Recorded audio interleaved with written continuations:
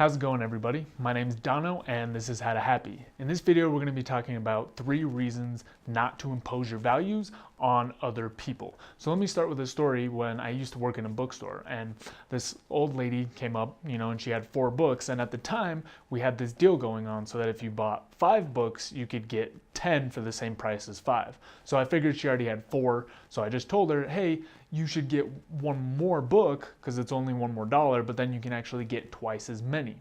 And she responded by saying, no, it's all right, I have the 4 that I want. And at that point I was really confused because that other deal was so much better, and she already had 4 books, so I figured she would probably get through 10 as well.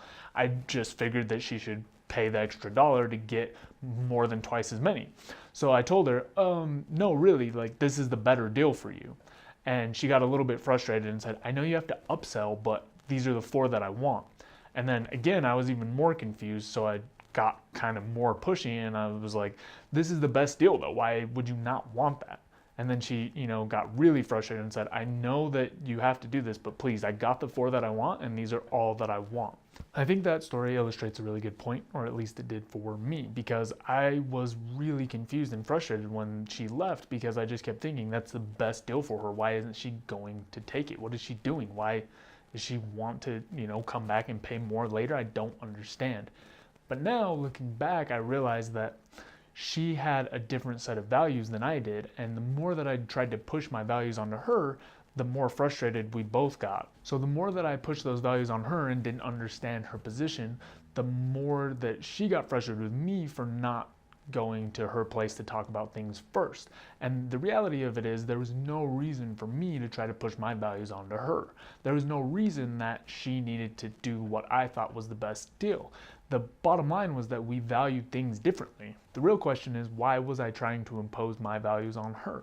I think this is something we've all been guilty of at one time or another, where we have an idea of what's best or what could be best for someone, and we keep trying to push them without actually taking what they want into consideration.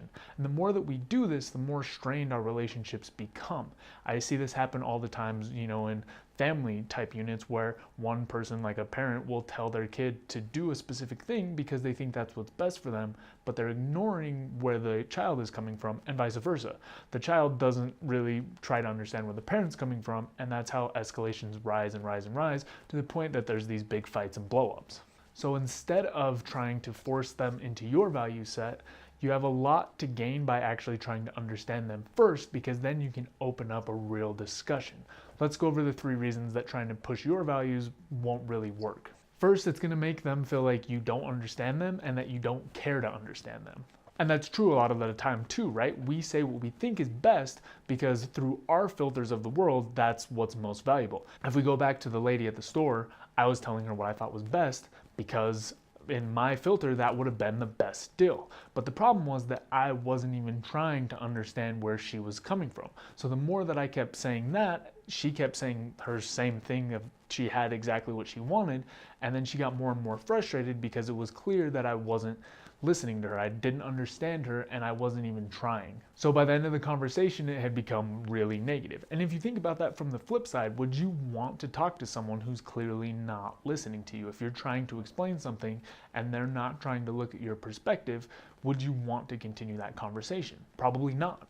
It feels like they're trying to take your autonomy away from you and control your decision instead of help you, even though in their mind that's what they're doing. So that's the first reason, is that it's going to make people feel like you're not understanding them and that you don't even care enough to try to. The second reason is that it's not an effective method for changing people's minds. If you really want a chance at being able to persuade someone, you have to first communicate that you understand where they're coming from. Otherwise, you may be making assumptions that are completely wrong, and you're not going to be able to change their mind if they don't feel like you understand them. If we go back to the store example, the more that I tried to push my side, the more she pushed back against me because she could tell that I wasn't paying attention. So it wasn't effective at changing her mind. As much as I thought that applying more force would do something, it actually worked in the opposite.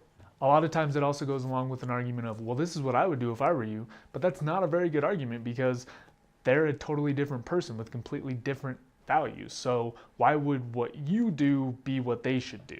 And the third reason that it doesn't really make sense to push your values is even if they give in, what does that really do for you? So with our book example, if she had bought the package that I had recommended to her, it wouldn't have made any difference to me. So it doesn't make sense for me to be wrapped up emotionally in the choice that she makes and what brings her the most value. And I think this is the most important part. And there are times where, maybe the outcomes do matter a lot, but in a lot of these circumstances, it doesn't matter. And we try to push our values on other people, even though their actions don't really affect us and the outcomes don't really affect us.